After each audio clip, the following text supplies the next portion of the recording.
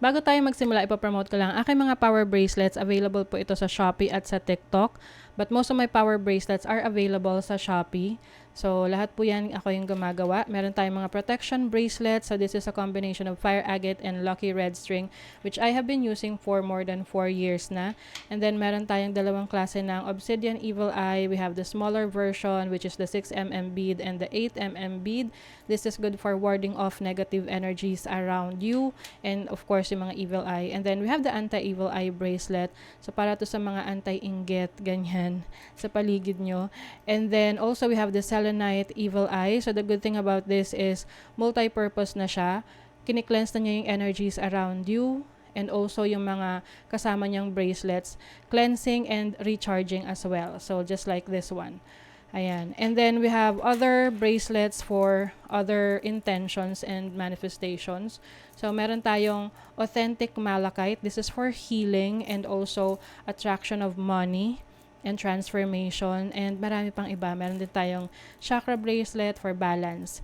And we have the tiger's eye for courage. We have howlite for concentration and focus. We have rose quartz for attraction of love, self-love, and of course, amethyst for intuition, healing. Ayan. Lahat ng bracelet may kasama ng instruction leaflet, extra string, and a cute pouch.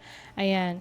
Meron din ako mga bagong products sa aking shop. Ito yung Intention Oils. It comes with 2 sizes. Meron tayong dropper, which is 15 ml. Meron tayong roll-on na 5 ml. So, you can use this for manifestation ng prosperity and protection. So, while you are doing affirmations. And ito naman, you can, multi-purpose to, pwede mo rin itong gamitin when you are setting intentions. You can put this sa iyong candle if bago ka mag-set ng intention. So, this is for prosperity and protection na. Meron din akong spell jar for protection and prosperity. So, these are limited items lang kasi konti lang nagawa ko dahil lahat to ay chinarge ng super full moon nung full moon in Pisces. So now it is available. I think 5 to 7 pieces lang yung available for each.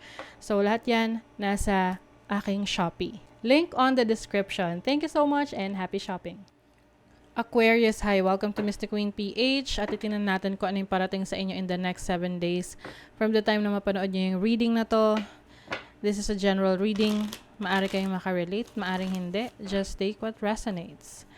Watch your sun, moon, rising, and Venus signs din para sa iba pang mensahe. And thank you so much sa lahat ng sumusuporta dito sa ating channel. Just a reminder, you have the power to create your own reality. So gamitin nyo lamang ang reading na ito bilang gabay. Okay, let us see what's coming to you, Aquarius, in the next 7 days. Peace. Maaring meron makikipag-ayos, makikipagbate. May peace offering. Pwedeng ikaw yung may peace offering or the person that you are dealing with.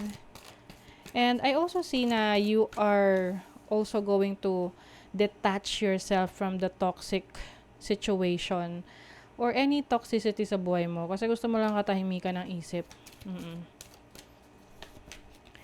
You also have organization. I think some of you, meron kayong mga leadership roles or may i-assume kayo na leadership role na kung saan you are going to organize stuff. May mga asikasuhin ka. Pwedeng literal organizer ka in yung work mo or career mo.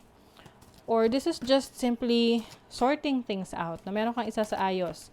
Can be sa bahay mo, mga i-declutter mo, or sa trabaho na may mga aayusin ka, asikasuhin. May romance, o syempre, meron ding romantic connection dito.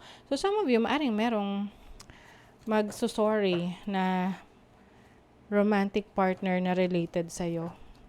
Syempre, oo, romantically connected sa'yo. Will say sorry and magbibigay ng peace offering. Pwede nagkaroon kayo ng misunderstanding at na-realize niya yung mali niya. You may be dealing with an Aries, Sun, Moon, Rising. So, meron ditong Emperor and the Nine of Wands. Yung iba sa inyo, pagdating sa trabaho, sa career, maaring medyo nahihirapan na kayo sa pagtrato sa inyo ng boss ninyo.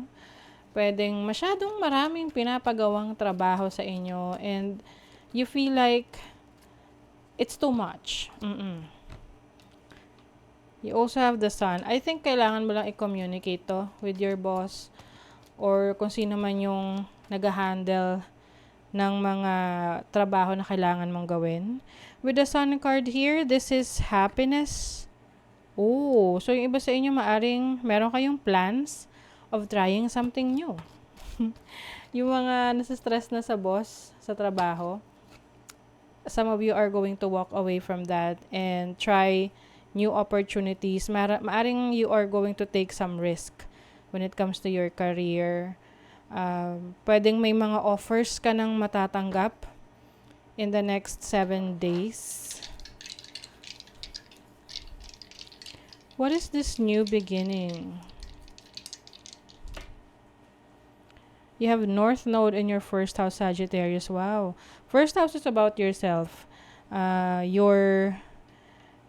It's like your whole self, your body, your determination, your outlook in life. And the North Node, I think yung iba sa inyo, you are going to look for your purpose, your destiny. Mas yun yung gusto nyong i-pursue ngayon with Sagittarius energy.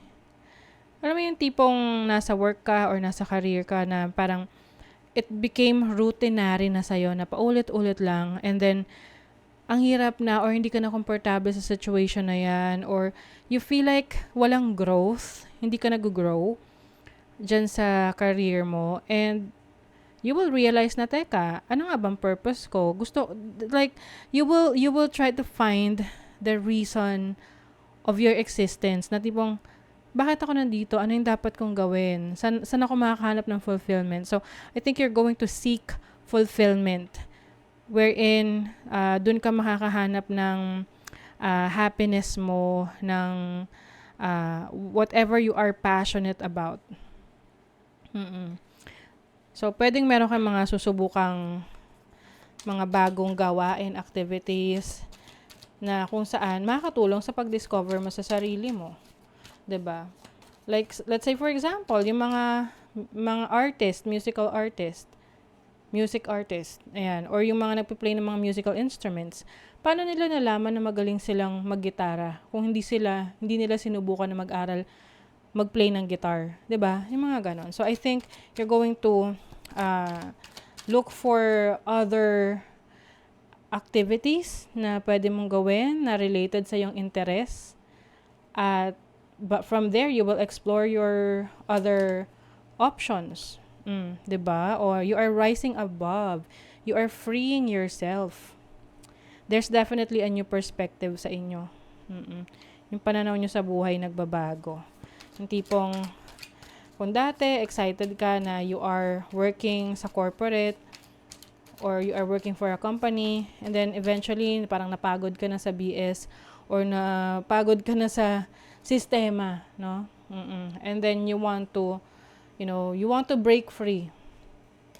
Meron talagang love romance for you coming, Aquarius. So if you are dealing with someone right now, I think things are going to be better for you sa relationship mo kasi may appreciation dito. Yung tipong may peace offering. Sabihin niya, wag ka nang galit. Bati na raw kayo. And if you are single, maaring may mga messages coming through, may mga potential partners in the horizon. Show the world the real you. Full moon in Aquarius, this is your energy. Mas magpapakatotoo ka sa iyong sarili kasi yung mga ma-attract mo ay yung mga gusto, yung personality mo. Mga who can jive with you. Take inspired action. You're going to take action based on your inspirations. So if you are inspired with your relationship, so gagawa ka ng action para mas lalong mapatibay niyo yung relationship nyo.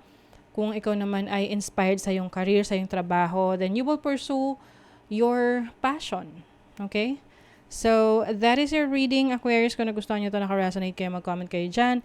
Like, share, subscribe para lagi kayong updated sa ating mga readings. Thank you so much, Aquarius. See you again.